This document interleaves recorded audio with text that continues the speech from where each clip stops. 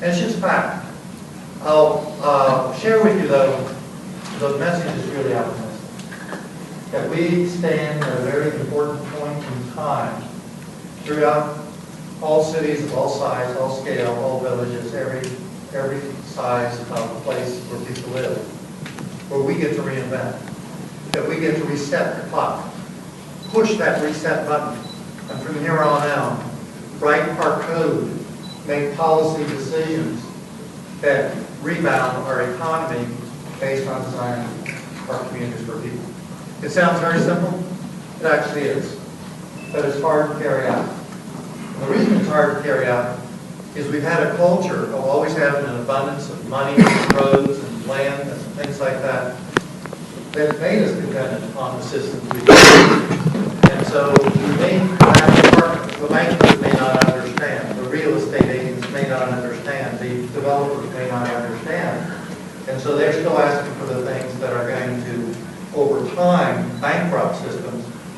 For those who would like to do something different, can't get the traction because they can't get all the pockets of all pieces working together. The really good news is the real estate industry is waking up pretty fast. There's now very, very clear documentation. 80%, and we think it's now up to 88%, of all Americans want to live in walkable places. And that doesn't mean everyone's going to move to one. They want one to come to, one to enjoy.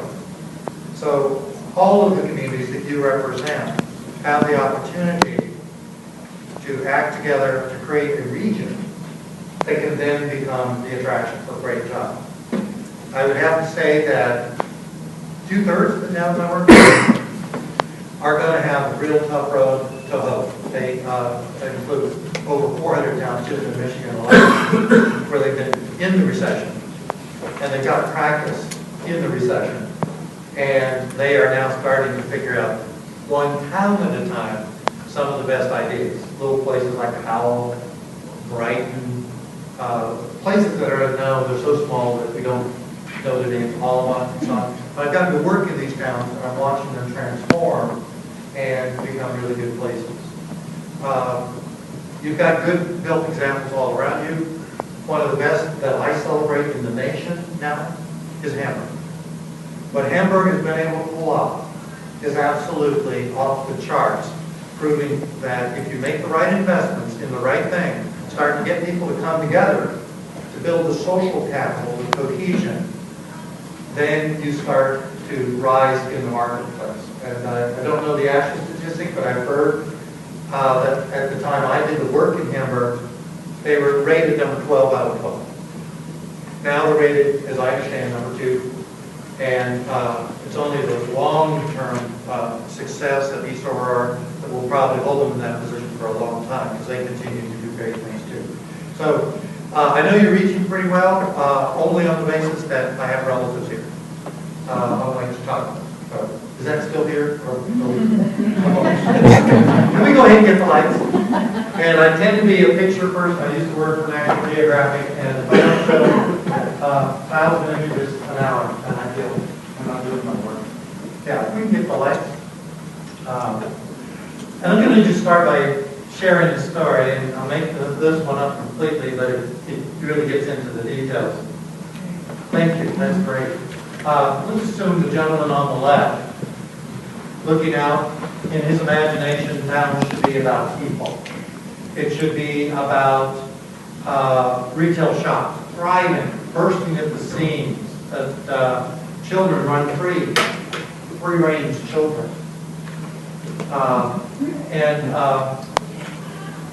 However, he's standing in La La Land. That's Disney World. This is the real world. All of us spend more time in the cars than we would like. We look out on a built environment that in some places is so ugly that it has no name, no character, no place, and yet more and more our country became featureless. Parents rush children across the street, and as we get older we realize we really don't have the infrastructure so we can take walks. This is where I worked 16 years in the Florida Department of Transportation. Every year another life would be lost here. It was always a pedestrian or a bicyclist. And that's 40 lives in 40 years. And this would appall any state, any city, any nation to have that kind of a sacrifice one at a time, because the road was designed for only one thing: carry traffic, unfortunately, at high speeds, or meant to be at high speeds, out to the suburbs. Tallahassee, Florida, and a lot of America got built this way. Now this one might surprise you. This is where I'll be in a couple of weeks doing work. It is, if you see the sign, it says walk. Notice they didn't give the pedestrian feet. They were really just joking. That's always been a pet peeve of mine. Why don't we have shoes on the pedestrians? But anyway, I think the point here is that people who go to this place, $5,000 to get there, end up in traffic jams because they only built the system to support one thing. Now we think of Maui as being very rural. In fact, that's the work I'm doing. I'm working in 12 different rural villages. And every one of those villages, eventually people leave the village to go to work. The very sad thing, this isn't even a work trip. These are people trying to get to the high school. This picture was taken at the front entrance of the high school in Maui. And so the problem prevails. Now, if we boil down the message, then we really need to understand what the role of transportation is. On the top, we have a road that only carries 6,000 cars, but it's got 7 lanes. A single lane is capable of moving 18,000 vehicles a day. And they're only moving 6,000 in 7 lanes. It has destroyed the ability for businesses to be successful. They only need a 2-lane road there for a long, long time. Now, the lower road only has 4 lanes. It carries 53,000 cars. It's built right. And people don't need to drive as far because if they're looking for a dentist or a beautician or almost any service, they can find it typically within a quarter of a mile. And so they're not driving as far in that location. That happens to one community out from Berkeley, California. So I want to frame my presentation around how do we now build infrastructure that's going to make money. That every time we spend $1 in transportation, we're going to see $1.10 or $1.50 or a $2 return. Every dollar we invest in transportation from here on out has to make money. It has to increase the value of the land that it's serving. And we haven't been doing a good job of that in recent years. And that's what we'll be able to get back. And that's what allows me to be an optimist. I'm watching it. I'm feeling it. I'm sensing it. In fact, I moved to a town, Fort Johnson, Washington, and gave up my car 3 years ago. I've got easily another 10 good years of my life to drive, but I'm only going to do it for business. And so that's what we're really talking about. And here's the really good news. So many of your villages and your spaces were laid out a long time ago, so you got the patterns correct. They're actually designed around the human foot. If you have a bigger town, then probably the trolley too. But the point is, so was this town. It's a small agricultural town, Fort Pierce, Florida. And so it's got the right bone structure, I like to call it. Now, I'm going to focus in on one historic building. The one you see there. That building still exists. And now show what happened to that town. Because we only focused on building the town for cars. That means wider and wider roads, faster and faster roads, more and more parking, because that's the only way you get to downtown. Then there's no downtown. There's no there. So about 20 years ago, some friends and I got together. My good friend was the planning director for the town. We pulled together the public, and we got new permission, and that town now looks pretty much like this. But it couldn't look like that if it didn't have a bone structure. And that's the great news about your little villages. For the most part, you've got the infrastructure pattern there, and that will never go away.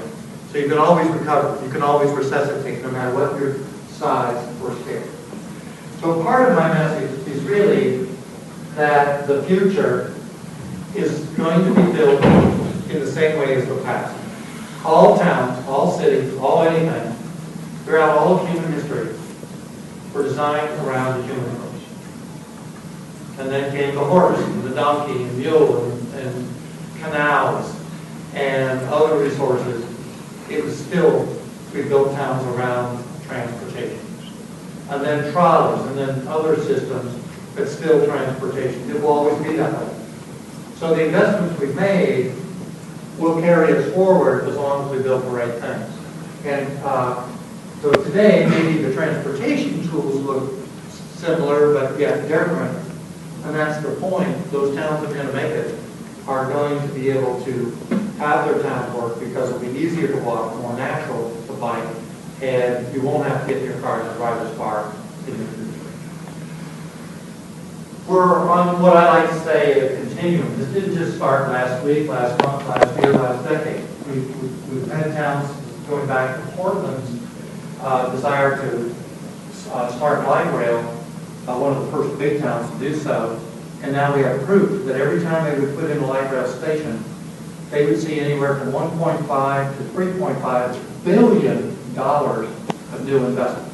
They'll never pay for transit at the Fairmont, but by putting in certainty in transportation, investors will come, will build the buildings, and you're going to see that as a comment throughout my entire presentation. Which brings us to Hamburg. It was one of the greatest success stories I've ever been involved in. New York DOT has had me train their public works folks and their public affairs people throughout the entire state based on the success of Hamburg. The magic that occurred there is replicable, certainly in this region. And it's amazing what they've done. Laura has been sharing statistics with us, but it's an amazing comeback. And it really, the principles of Hamburg can be carried out throughout all of America. This is Hot Springs, Arkansas. Kind of a resort town. Pretty darn ugly. And very, very poor infrastructure that's wearing out because they can't make enough money to do anything other than put in a low-end used car lot. So we're working with them, realizing this is a very hot spot. They've got a casino and horse racing track here. That's the route I'm on. And they have horrible traffic when they release. They have to have 20 police officers for over 3 hours to get the traffic out. If you're lucky, you're smart, you don't go to the last race or two, you get out before anyone else. Ideally, you'd walk in, you'd bike in, you'd come in by train. So our proposal there, which seems to be very well loved, is you put in a 2-lane roundabout. You've now added immense value to the adjacent lands. There are now many reasons why you don't even want to leave. You want to go over and have a dinner, have some kind of an opportunity. And these are transportation dollars to see, to invest, to bring back the life and the vitality. Another, what we think of as a small rural town in America, Golden, Colorado, built 5 roundabouts on one corridor before the last big recession. And they turned out, because of that project, to be the only town in the entire Colorado range, in the whole state of Colorado, in fact, that started to make more money during the recession. Because they were building the infrastructure that was attracting the people to new place and new opportunity. So where all the other stores were just hanging on by threads or even closing, their stores were bursting at the seams because they applied new ideas and technology. So let me step back just a little bit and ask the big question, a very big question. Why do we have villages, towns, and cities? They exist for a reason. It's a pretty simple reason. I think everyone in the room knows this. What is that reason? One word. People, which is another word. Housing. What else? Lifestyles, lives. Jobs, there you go. It's all about, the word I use is exchange. Now, not just the exchange of our service, products, and goods, that's our jobs. It's the exchange of our culture, our friendship, our history, our knowledge, our passion, our wisdom. That's the glue that holds communities together and allows them to build. And cities were never about how much traffic can you generate. And I'm not just saying move, generate, create. If you build a city wrong, you get the wrong result. So the upper left, the strip, in the future, can become a village where people don't drive as far. Now, some of you have these strips, and you know that they might convert if you did the right things.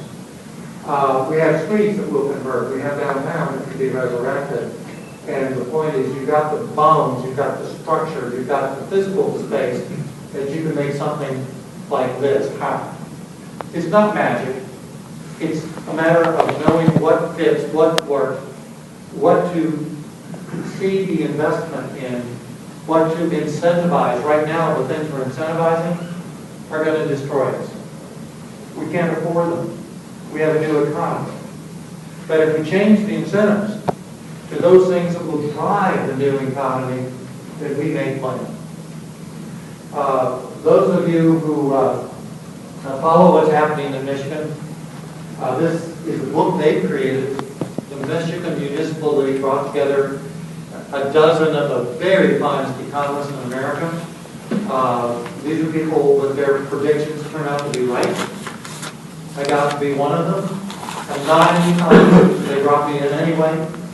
But the point is that they now understand that all the small towns and villages in Michigan, if they're going to make it, it's to be built on placemaking. Not on how many cars they can move. And they really get that.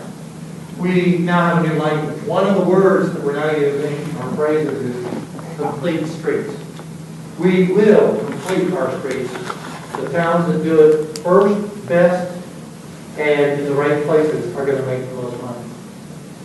Typically, it will be a main street that we start with, like Union Street, Olean, and others that we recognize as being key. And if we do it right, then in 30 years, and again, it's a different size or scale, but this happens to be Madison, Wisconsin. They started 30 years ago. They're getting the results. They're a cold weather country. But they're attracting the best jobs. And they're holding on to the best students that want to stay there and work and start new industries. A good friend of mine, his son, my brother's son, is now working in Madison because it became the city that attracted the jobs. One of the best computer software companies that deal with hospitals out of Madison.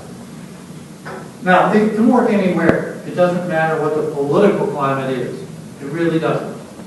This happens to be southern Alabama. Gulf Shores and Orange Beach.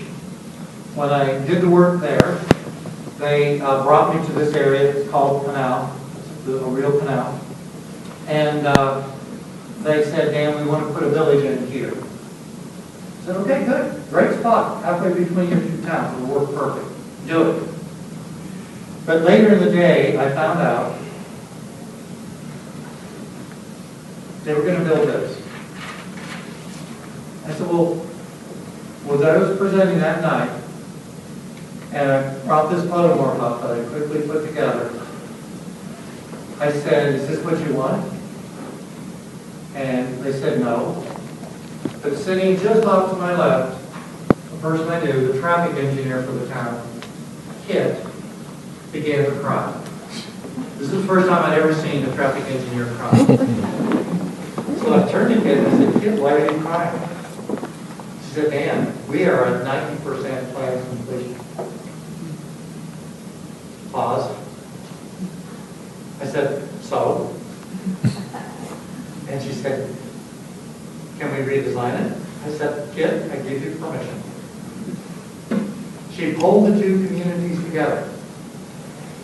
And they both went to the Alabama DOT, a very conservative DOT in America. And they said, we want to start over, and we will back you. And that they now will have a vision that looks like this. Now, they have a key issue. They are a small rural place, but with a lot of tourists that hit the beach and stay in hotels, stay in condos and so on. And they get hurricanes. In fact, they've had 3 of the worst hurricanes America's had delivered to it until Sandy came. And Katrina was one of theirs. And I think the point is, they're going to get more. And they know it, so they have to have an evacuation route. So I said, look, you have an opportunity. You have this 12 square mile nature preserve. Do you want to keep that as a nature preserve? So build a bike trail. And when you build the bike trail, it needs to be a little wider. The constructed materials need to allow the tank to go over it. Do that, but use speed bump. And then when that hurricane comes, you can get the people out and you get the supplies in. And it's that simple. We now need, for every dollar we use, to use it at least 4 ways. Recreation, transportation, hurricane evacuation, community development. Health. Every way you make a decision, you can add another item to what that dollar will produce. You're helping bring back the vitality of each of the villages that you represent. Now, some of the images I'm showing that I realize are urban. I've been presenting to very broad audiences today, but I want to share with you this story. This is Colorado Boulevard. It's in Pasadena, and you have the upper scene, which is the area that has not been treated yet for walkability, and the lower that has. And this is a true story. People will drive up to 2 hours to get to Pasadena to enjoy what's going on here. And kid you not about this, most of the stores have a waiting line to get in. And they have as many people standing and working as efficiently as they can to establish here. Because they base their success on walkability. Not on how many cars they can move down their streets. On walkability. They have won. And it'll take a long time for any other community in all of Los Angeles or Southern California to catch up. They're bringing the cash out. A good friend of mine bought the building on the left. She paid $150,000 down. Grand retail, actually. And it's also 40 retail stores. And she formed a business partnership with the person across the street.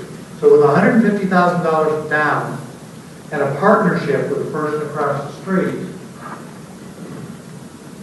that street now looks like this. And so she obviously did well.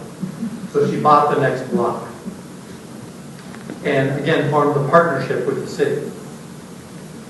And that street now looks like this. So she bought the next block. Do you see where I'm going with this? My friend, Linda Polensky, retired at a young age with $45 million in her pocket off of a $150,000 investment because she invested in placemaking. That's all I'm saying. And I can tell you that story after story, this turns out to be South Beach. She is one of the many great people that realize the potential there. And again, I realize that's early. But it's the same story, it's the same principle, and I can share that with you almost anywhere. Now, this is certainly more rural. It's right across from some farms. And my investor friend called me and said, Dan, we want you to help us to design something that's going to make us money. So I said, okay, your key is the top road. It's called Mission. It was a 2-lane kind of a high-speed road, no character or anything. I said, this has to be your signature street. Put real money into rebuilding this street. That's the public part. and get it to slow the traffic down, and that street now exists. It's done so well that the beautiful mansions that line this street have their own privacy, and yet they're watching over the street. Those on sell for far more than anything interior. And now when people will walk because they feel watched over. But this isn't a rural area. And we go inside. I also suggested, look, people want open space. That's why they move to the countryside. That's why they move to villages. But they're losing some other benefits.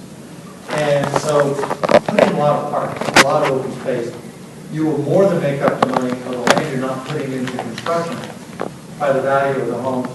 And it proved me right.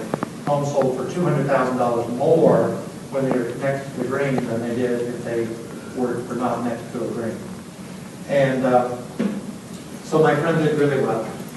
The scene on top, Missoula, Montana, does everybody see the one remaining pedestrian? I went back 3 days later and she was still stuck there. But here's the point. How many other people do you see? I'm going to compare and contrast that with the lower scene, which by functional classification, a road that has to move traffic, an arterial, it's the same road. This one is packed with people. This one is beautiful, it's aesthetic, it's safer, it moves more traffic, and it's a place. The buildings make 4 to 5 times more in terms of just the leased square footages because it's a place. So it's a very important point. And by the way, we just came from a presentation to the New York DOT, and you're very fortunate. They're one of the brightest and best in the nation. You may not feel like that sometimes, but they are. They're changing. And I think the important point is, just as you see with these two scenes, with my client in California, Claremont, the upper street, that's Route 66. Foothills Boulevard goes all the way from where? Santa Monica to Chicago. It's a great street. But the upper scene, as I shot that picture, I just turned around in the bucket truck and shot Pomona. It's the same street, the same drivers, the same funding source, the same maintenance, everything. One town's making buku bucks.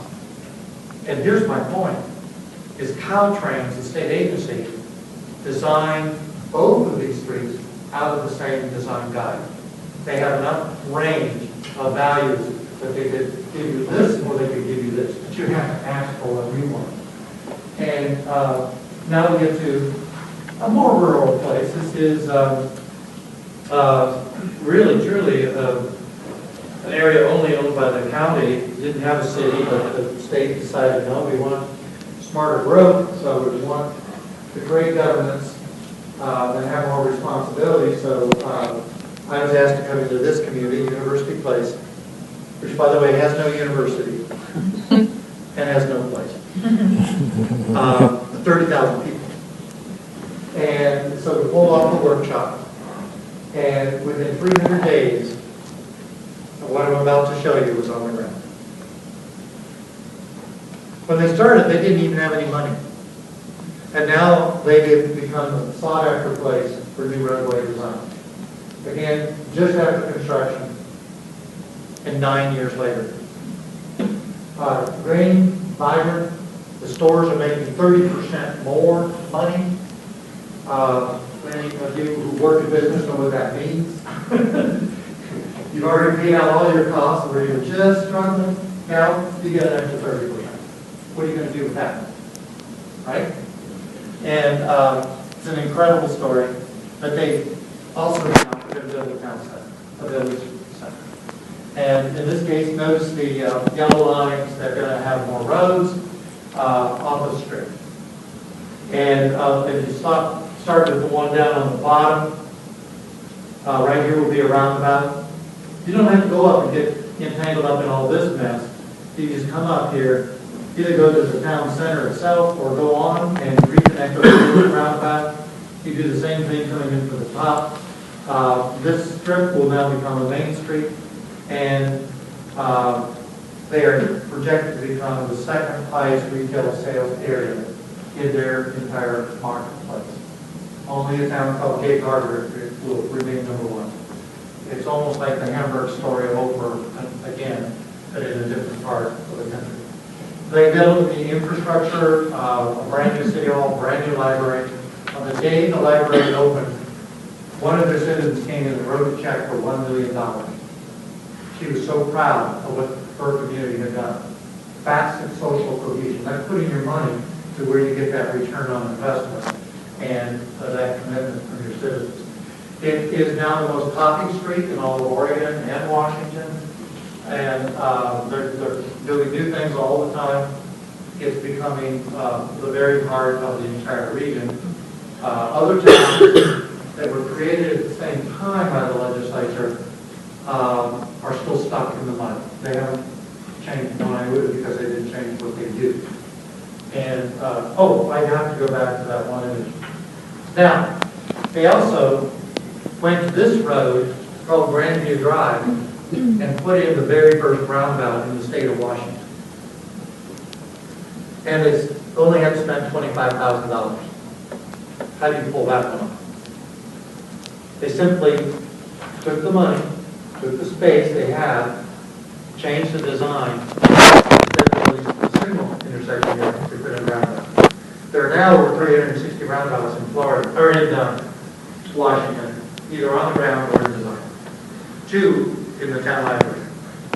And every one of them is making more money, saving more lives. In fact, this used to have, I think it was a personal injury crash every 6 months. That's bad. It's been on the ground now for about 14 years, and they've yet to have a reported crash. They're moving more traffic. Now, here's the fun part of the story, and I'm not making this up. It's a 2-lane road, rural, and there were no sidewalks. Now it's got sidewalks and trailers. And one day, the city was so embarrassed that they had this barbed wire in this one place. They called the county executive, asked him to come out and stood there and said, you know, would you please take the barbed wire? It's not befitting what we've now built. So the county executive very wisely said, well, what's on the other side of the fence? And they said, nothing. It's a huge pit. It's where all the gravel came from to build Interstate 5 to Oregon and Washington. So well, let's take a look at it. He stood on the ledge and he said, I'm making a commitment. Before I leave office, this will be one of the world's greatest golf courses. Up to the distance with the cascades and the beautiful Puget Sound. I mean, it became one of the best golf course design in the world. And before they even started to construct the golf course, they had signed a contract for the U.S. Open. $15 million with a $2.5 million road investment in a rural area.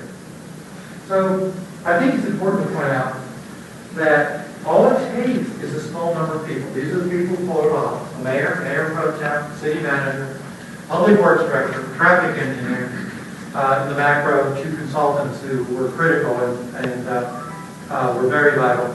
And they did it because they'd only been in office 2 years and they didn't know better. Another town, Scott Peters, once the president of the San Diego City Council, after watching a presentation, said, Dan, what are you doing Sunday? He said, nothing. And he said, good, would you come and look at this street with me? It's not really a street. And for over 30 years, businesses came into business and went out of business on this street. The traffic speeds were too high. And today that street looks like this. Another section here. And the complete street. We went from 5 lanes to 2. We went from limited parking to huge amounts of parking. We went from 40 miles an hour to 19 miles an hour. People were getting home in less time. They're not stopping. There's no reason for that. But they do stop. And they go in, they buy coffee, they buy danishes, they stop at the brand new pharmacy, and there are at least 20 times more people bicycling and walking and the point is they are driving their economy by making a smart decision on what their road would do forward. And I think these principles can be followed in any region, any size, any scale, any complexity. It's just crafting a vision that you can anchor and then build. And again, really, truly, to understand, it's not about how many lanes you can shove past the business. It's how slow you can move the traffic so you can find and feel safe getting in and out of a parked car.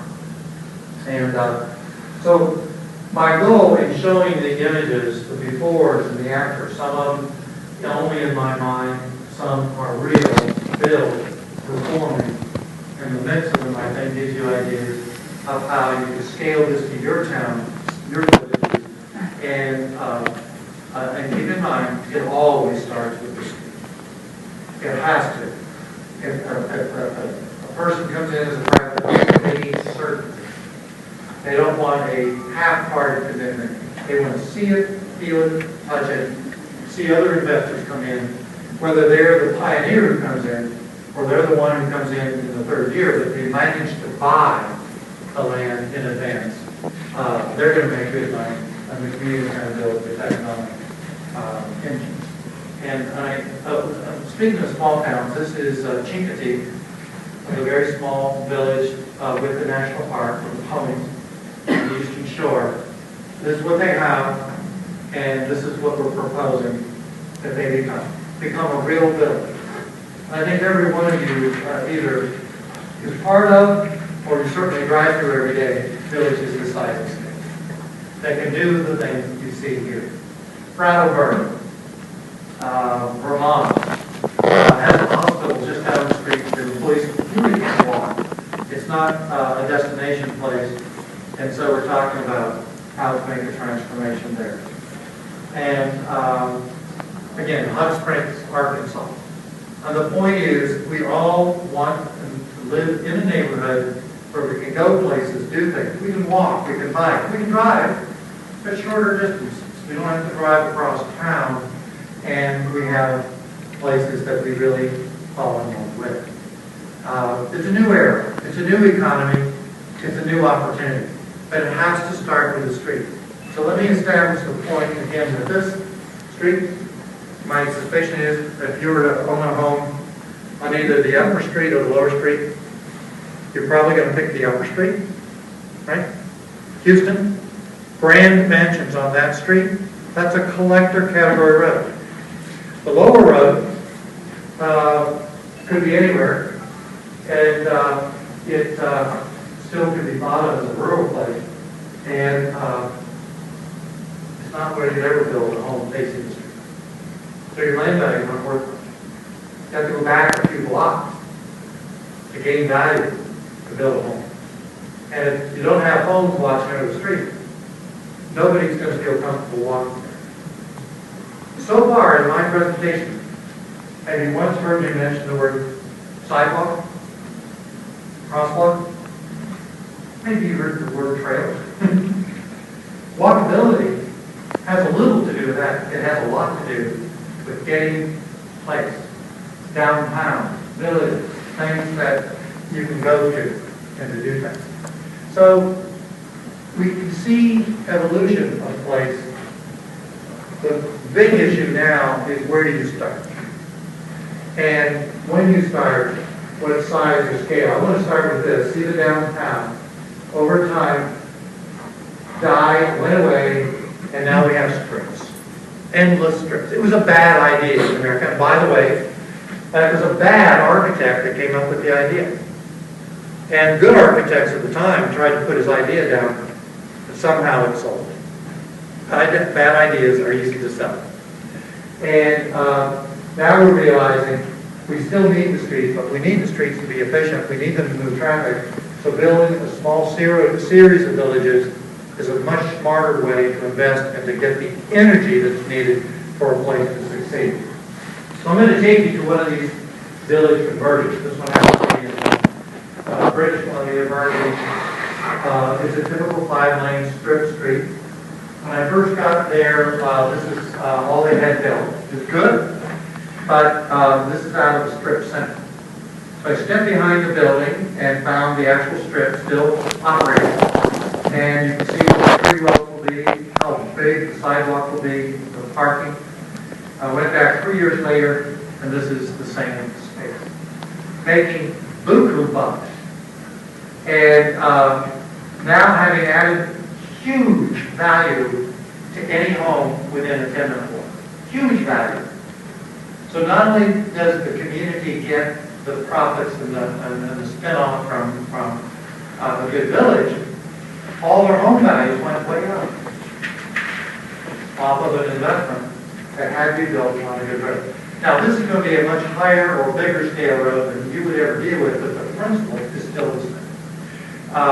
Lancaster, which is a town in Antelope Valley, California, had a 5-lane road running through their downtown, and now they have 2 lanes. They did have 40 miles an hour, exceeded often, and now they have 10 miles per hour, never exceeded. And so instead of building for high flow efficiency, they built for destination. And they did such a great job of it that they said, well, let's start on the park. So they dropped in something like 5 pianos throughout their downtown. These are working pianos. And people will stop and spontaneously go into a concert or a honky-tonk or whatever they feel like that day. And it's magic. We can start to focus on people and place and not worry about the fact that you lost 1 parking space because you have 400% more than you had before anyway. And now they've attracted $900 million of new investment right in the downtown. That's huge. New housing. I won't mention the name of this town. Happens to be nearby. But it will never be known. And I want to contrast that with the same space after it got captured in Monterey. Do you see the same curved line? This little pocket park has attracted 3, 4, 5 small little stores, little independent business people who are thriving.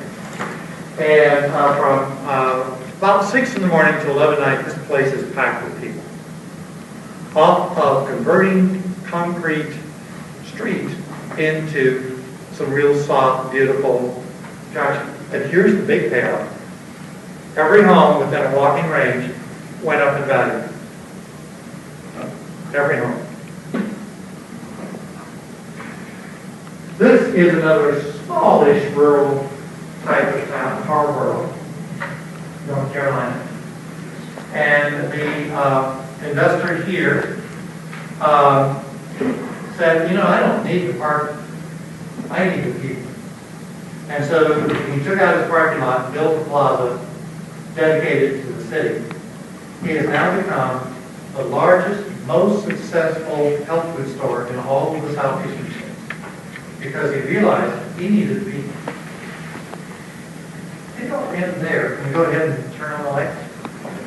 I wanted to share with you enough visuals that we could now talk about, well, okay, how do we calibrate that for Western New York, and in particular the communities that you serve, and do these principles apply across the board?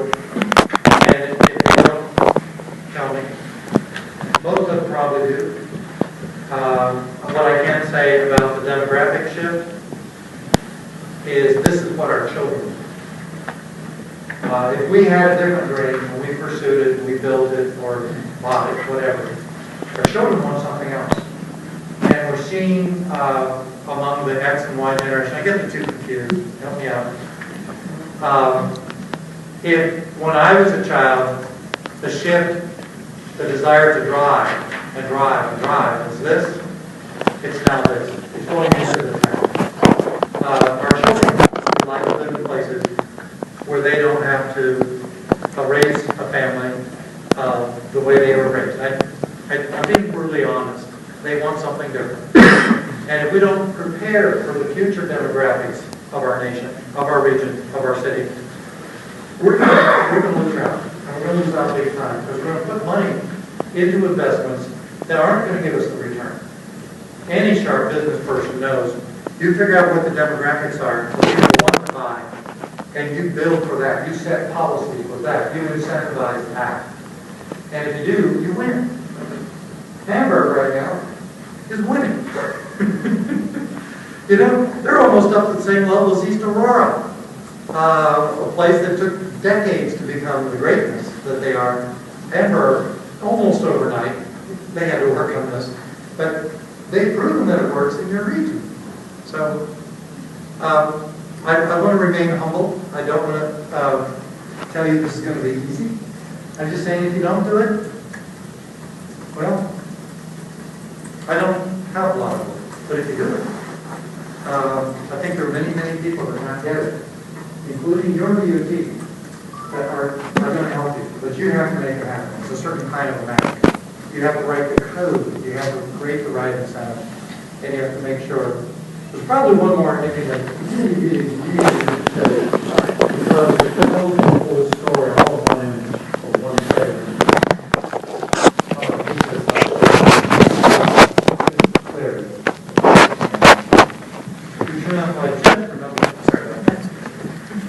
Now, all you're doing is looking out of the grocery store window. But you're looking out onto a real street. This is a small town. Right in the heart of Denver. 1 square mile, it can never grow. 1 square mile. And they had some open acreage. I think it was 12, maybe 14 acres. And rather than build more buildings so that they get more cash in, they said, no, we want to do something a little smarter than that. So he said, what does America need that nobody has built so far?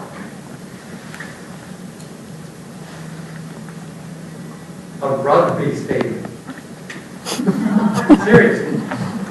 So they built a rugby stadium and a community center and playing fields and practice fields. They built for their community, they built for their people, but they built for the world at the same time. And they became one of the most prosperous. In fact, I think they are the most prosperous community out of the Great Front Range. There's not a single Republican, there's not a single Democrat in office. I believe they're all independents. They have different ideas. But as independents, they said, we want control. And we're not going to argue among ourselves. We have to be one party in this case. I don't think you need that. But what they did say is we need certainty. We will not attract good development until everyone knows that what will get built will have a pattern to it, a quality to it, a certainty to it. And so along comes this brochure. This is just their line section. It's called King Super, the biggest brochure in the entire Front Range. And pretty much they go into a town and they demand and they get it.